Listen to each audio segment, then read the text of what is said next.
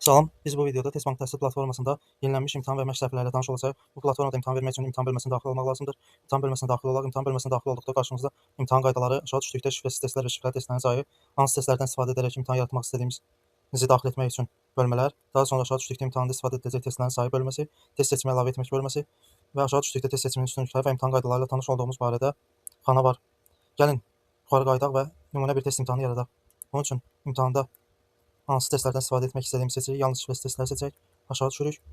İmtahanda istifadə ediləcək test sayını daxil edirik. Hansı testlərdən istifadə etmək istədiyimizi seçmək üçün test seçimi əlavə edirik. Seçim tipini seçirik. Fənn test başlığı və test aralığı. Fənni seçdik. Mövzunu seçirik. Məsələn, xəritə və qlobus. Burada 2 test istifadə etmək istəyirik. Bu mövzuya aid 1-ci və 10-cu testlər arasından 2 test. Növbəti test seçimi əlavə edirik. Buradan digər mövzusunu seçək. Məsələn, fənn və test başlığı seçərək. Buradan başqa bir mövzu seçək. Məsələn, Azərbaycan geoloji quruluşu. Buradan da 2 test. Ümumilikdə 4 test istifadə olundu. Test sayı və seçimlərin cəmi eynidir. İmtahan hazır. İmtahan qaydaları tanış olduğumuzu təsdiqləyirik və imtahana başla düyməsini basırıq. Gördüyünüz kimi qarşımızda suallar görünməyə başlar. Gəlin bu sualları cavablandıraq. Hər sualı cavablandırdıqdan sonra cavab saxla düyməsi basılmalıdır və yaxud bunu enter düyməsi ilə də etmək olar. Əgər biz sualı cavablandırmaq istəmiriksə, istənilən halda cavab saxla düyməsini basırıq. Son sual.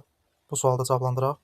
Bütün sualları cavablandırdıqdan sonra imtahanı bitir düyməsi görünür. Bəzən bu düymə görünməyə bilər. Digər istənilən suala qayıtsaq, artıq imtahanı bitir düyməsini görə bilərik. Bu düyməni basırıq. Qarşımızda imtahan nəticələri görünür.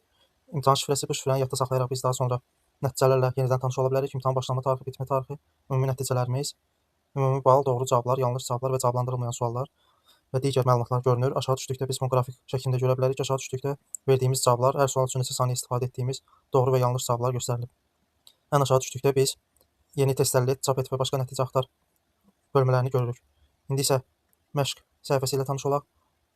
Bu səhifədə demək olar imtahan səhifəsi ilə eyni quruluşa malikdir, müəyyən fərqlərə malikdir. Gəlin bu səhifə ilə də məşq yaradaq. Məsələn, yalnız şifrəsiz testlər seçirik. Məşqdə istifadə ediləcək test sayı 4 daxil edirik. Test seçimi əlavə edək. Burada yalnız bir mövzu seçək. Məsələn, xəritə və qlobus seçək. Daxil etdik. Məşq qaydaları ilə tanış olduğumuzu təsdiqləyirik və məşqə başla düyməsini basırıq. Bu zaman qarşımıza suallar görünür. Biz bu sualların hər birində öz cavabımızı qeyd edə bilərik. Cavablandırdıqdan sonra sualın cavabının düzgün və ya səhv olduğu görünür.